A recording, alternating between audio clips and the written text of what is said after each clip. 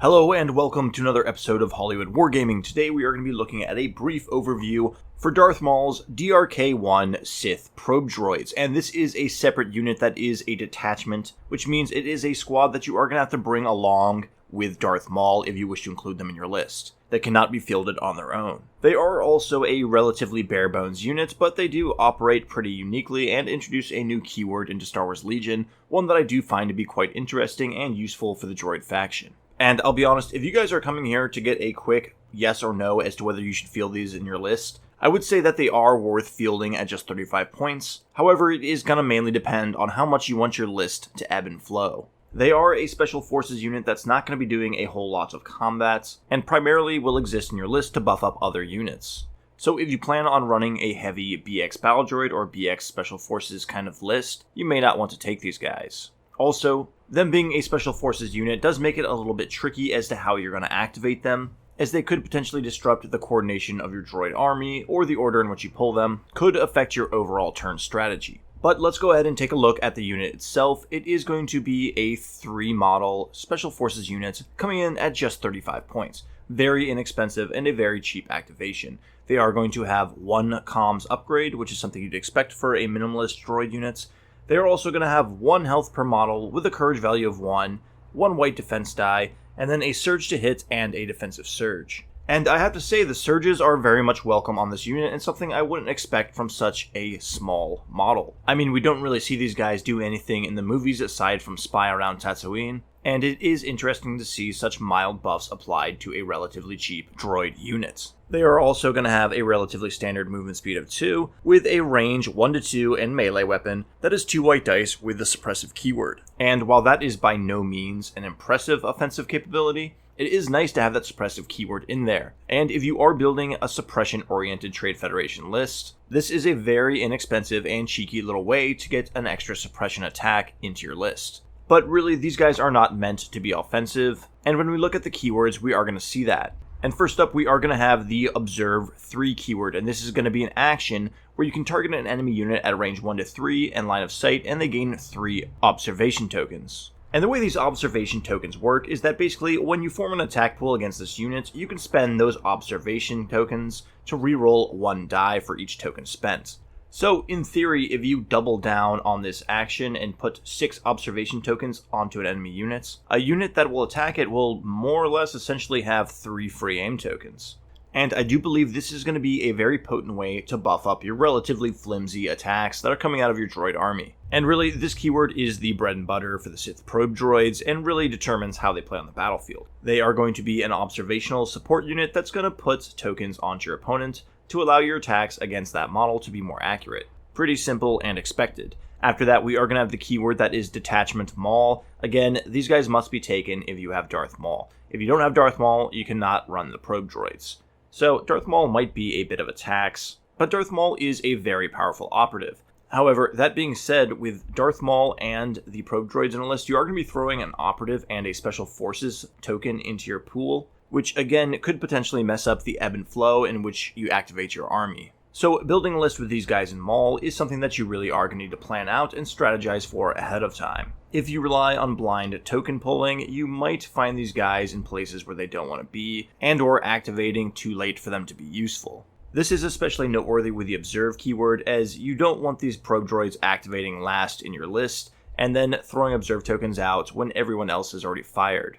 After that, we are going to have the Hover Air 1 keyword, which means while moving, you can ignore terrain height 1 or lower. Now, any movement abilities that help you negate the restrictions of going over terrain are always very welcome, and it's going to allow these guys to navigate around the battlefield, get them to where you need to be to put those observation tokens onto targets that you need to kill. Very much welcome on these little droids.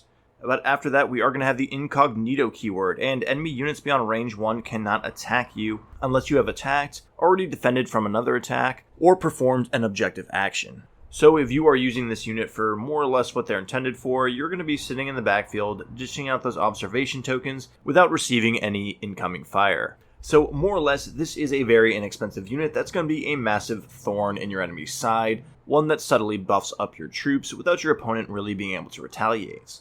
Now, it's no Padme Amidala when it comes to generating tokens or buffing your nearby troops, but it is very inexpensive at just 35 points. It's also worth noting that these droids can also gain the Infiltrate keyword should you play Darth Maul's 2-pip, as it deploys Darth Maul in Infiltrate, and they will deploy within a Speed 1 move of Darth Maul. And with the whole unit card wrapped up, we'll move along and look at their one upgrade slot, which is going to be the comms uplink here. And right off the bat, I'm going to let you guys know that you probably don't want to spend any points upgrading these guys. They're very inexpensive units, and that really is their major appeal. However, if I were forced to give them an upgrade, I would perhaps go with something like Comms Jammer. So if you can't get them to activate and get those tokens out in time, perhaps you can just run them into an enemy unit, maybe make use of that hover one and jump over cover to someone who didn't expect them to pop into their range and jam their comms. But that's a pretty situational strategy. That's also kind of a suicide tactic for these guys because they're so frail. So probably not. And after that, I would maybe consider the HQ uplink. Again, that's really upping their points cost, but it is going to allow you to tap that and then make sure you can get those observation tokens out on the top of your turn, which might help you really get some massive firepower out right off the bat if you need it. But I'm not really sure if that would warrant that points investment there.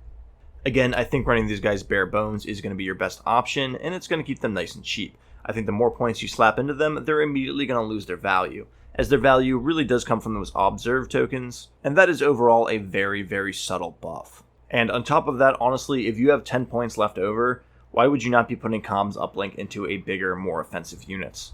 So I'm going to give a very low maybe on the comms jammer and HQ uplink, although the comms jammer might be worth noting if you do want to use these guys as a bonus suppression unit in a suppression list, as that will require them to get within range 1 to 2 of enemies. But honestly guys, for the most part, keep these guys cheap. And that brings us along to the superfluous part of the video where I talk about the models themselves. And while I am a big fan of the Darth Maul model, I don't really like these guys so much. I mean, they're really simple. They're just kind of orbs, and all that nice little detail is not really going to stand out because they're black and so tiny. I also absolutely despise FFG's flight stands for these models.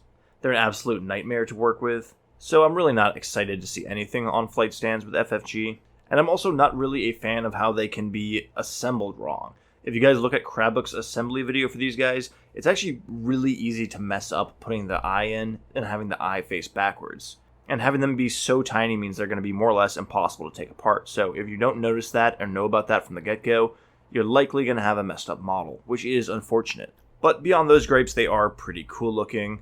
And after painting so many Space Marines in Warhammer 40k, I really do love painting tiny little lenses on things.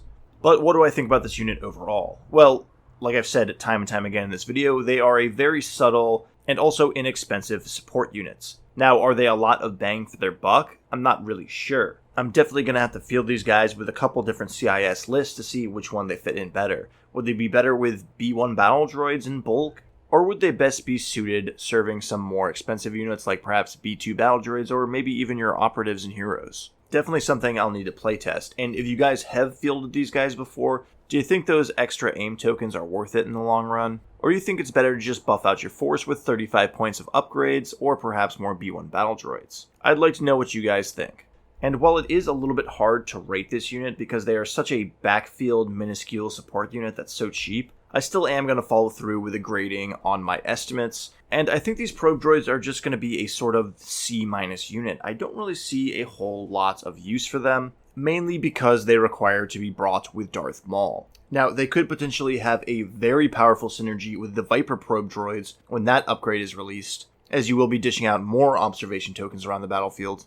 But that's a meta that only time will tell, and even then, you might be just better off fielding a ton of Viper probe droids rather than spending the points on Maul, and then 35 extra points on these guys also.